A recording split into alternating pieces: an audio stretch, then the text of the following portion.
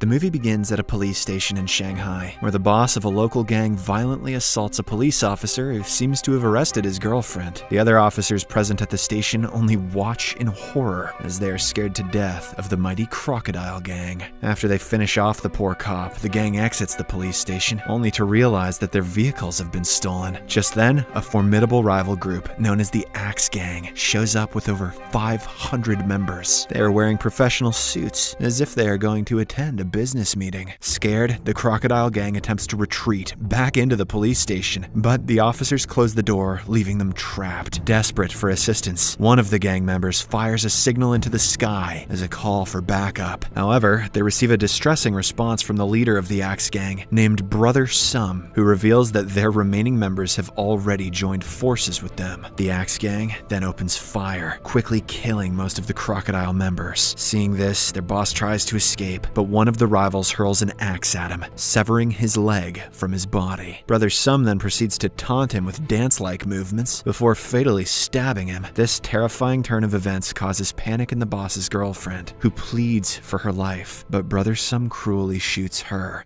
as well. It is the year 1940, a period characterized by social unrest and chaos, where different gangs compete for power. Among these factions, the Axe Gang emerges as the most feared, deriving its name from its preferred weapon. Only the inhabitants of the poorest districts, who have no interest in the gang conflicts, are able to live in relative peace. One such place is Pigsty Alley, a tenement housing a diverse group of people with various occupations, overseen by a lecherous landlord and his domineering wife.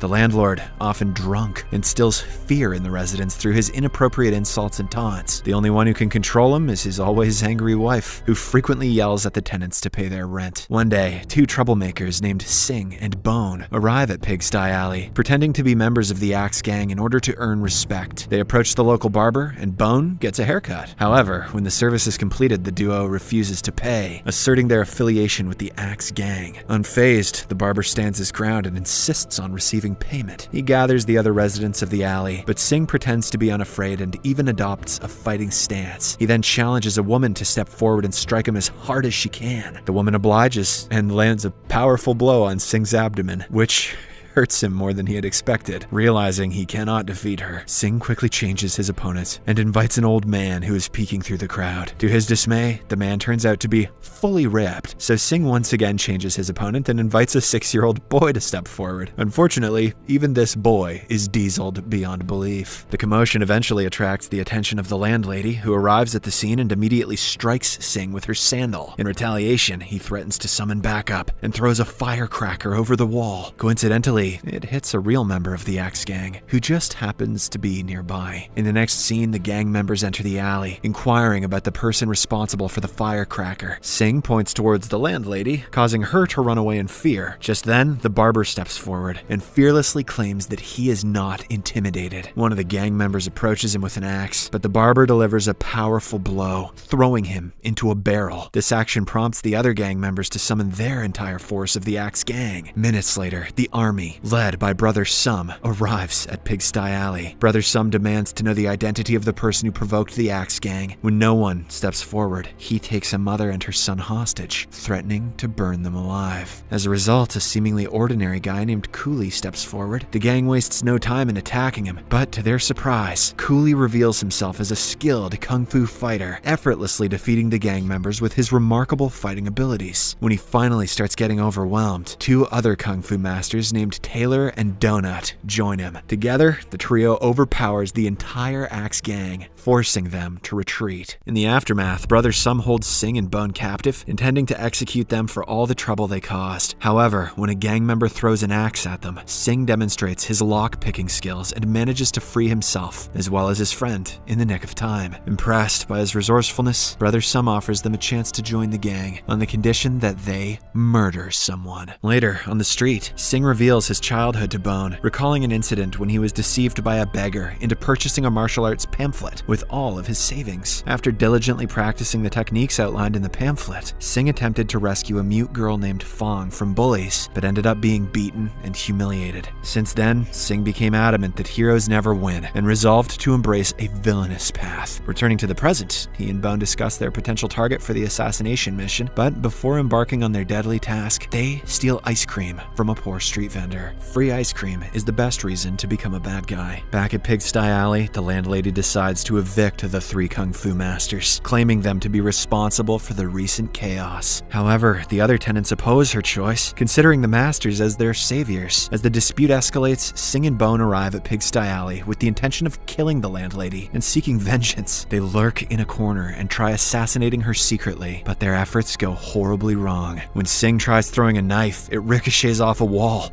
and stabs him in the shoulder. Bone's aim is even worse, as no matter how hard he tries, he only ends up stabbing his friend's other shoulder. To worsen matters, the landlady notices their presence and gives them chase. Bone tries to scare her off by grabbing a large box, but unfortunately it contains several venomous snakes, which break out of the box and bite Singh. Left with no options, the two friends quickly separate, and the landlady decides to go after Singh, but in the process, she gets into an accident, allowing the guys to escape. Following this, Singh takes refuge in a traffic pulpit, where his body miraculously heals in a matter of seconds. Once fully healed, he reunites with Bone, but is unable to explain the strange events. Elsewhere, Brother Sum, seeking revenge against the residents of Pigsty Alley, recruits two harpists, a skilled duo of assassins who use a magical guqin as their weapon. They strike Pigsty Alley at night and easily take out Cooley when he is distracted. As the assassins turn their attention to Taylor and Donut, they unleash invisible weapons through their guqin. The two kung fu masters initially manage to defend themselves, but are ultimately overwhelmed by the superior skills of the harpists. Just as the assassins are about to deliver the final blow, the landlord and landlady intervene, revealing their own mastery of kung fu. The landlord utilizes his agility to evade attacks and counter with deft strikes, while the landlady finishes off the harpists with her powerful lion's roar technique. After the intense battle, the couple enters Brother Sum's car, warning him to stay away from Pigsty Alley.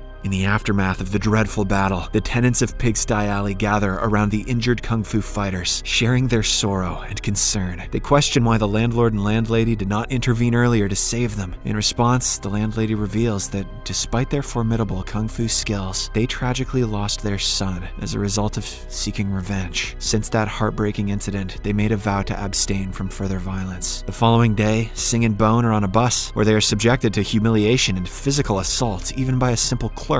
Fueled by anger, Singh decides to take out his rage on the same ice cream vendor from before. He holds her at knife point, demanding money, but she remains unafraid. She tries to communicate with Singh through sign language, leading him to realize that she's the same mute girl from his childhood, whom he had tried to protect from bullies. Singh recognizes the old lollipop she offers him as a token of gratitude, but in shame, he smashes it and departs. Overwhelmed, Singh pushes Bone away, warning him to not follow him any longer. Later, as Singh is sitting alone on a sidewalk, he is suddenly apprehended by members of the Axe Gang and brought before Brother Sum. Surprisingly, the leader allows Singh to become a member of the gang, which fills him with happiness. However, he is soon assigned a mission to infiltrate a mental asylum and release the Beast, a mercenary rumored to be the most dangerous person alive. Singh agrees and quickly gets to work that night. He covertly sneaks into the asylum and uses his lock-picking skills to free the Beast. Singh then escorts him to the gang's hideout, located behind a casino. Brother Sum is initially skeptical due to the Beast's flippant attitude and sloppy appearance. However, they are ultimately convinced when the most dangerous man in the world fires a gun point blank at his own head, then stops the bullet with just 2 fingers. All the members of the Axe Gang bow down in respect, and Brother Sum asks the Beast whatever he desires to work for them. But the man only says, "I want a worthy opponent." The Beast then unleashes a deadly kick, which breaks the wall and makes way to the nearby casino, where the landlord and landlady are currently sitting. Following this, the 3 skilled kung fu masters engage in a fierce and intense fight, showcasing their exceptional abilities. But as the battle wears on, it becomes evident that the couple is no match against the Beast. The landlady performs her powerful lion's roar technique, but it proves ineffective. Fortunately, they have brought along a massive funeral bell, while the landlord confronts the Beast beast in combat, the landlady severs the top part of the bell, transforming it into a makeshift megaphone. She then harnesses its amplification properties to enhance her lion's roar, finally subduing her opponent.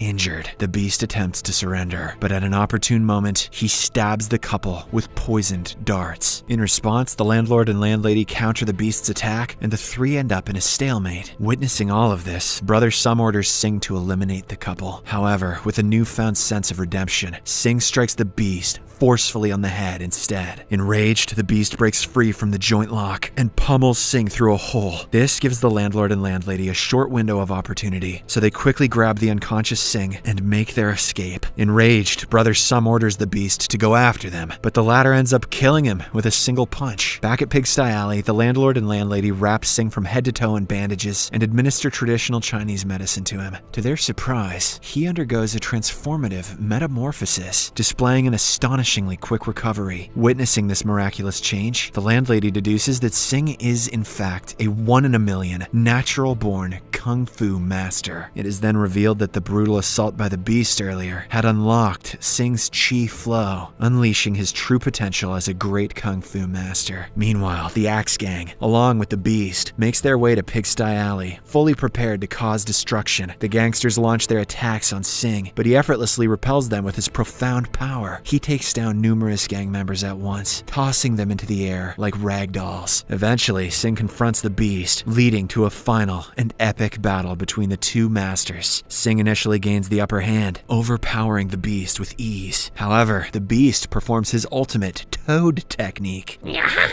regaining the advantage as he forcefully headbutts Sing through walls. In a powerful move, the beast then throws Sing high into the sky, sending him soaring for hundreds of miles. At this moment, it appears as if our protagonist is going to be defeated, but just then, a colossal Buddha figure emerges from the clouds and offers his blessings. This gives Sing renewed hope, and he launches back to Earth. During his descent, his palms ignite into flames, unleashing his long-lost Buddha palm technique that flattens his opponent. Seemingly defeated, the beast feigns surrender, causing Sing to lower his guard. However, just like the previous instance, he attempts to strike Sing with his poisoned barb. Fortunately, our hero is well prepared, and he delivers another powerful blow, creating a palm-shaped hole in the tenement's wall. This finally subdues the beast, causing him to kneel down and surrender before the mighty Sing. In the final scene, Sing and Bone open a candy store with Fong's Lollipop as their logo. As the mute ice cream vendor passes by, Sing steps out to greet her. In a heartwarming moment, they recognize each other and joyfully run into the shop. The scene also showcases the residents of Pigsty Alley, including the landlord and landlady, living their lives as ordinary citizens. The movie ends as the beggar from earlier offers a collection of martial arts manuals to a young boy who is enjoying a lollipop. Subscribe for more videos like this, turn on notifications, and leave a like to help the channel out. Thank you for watching.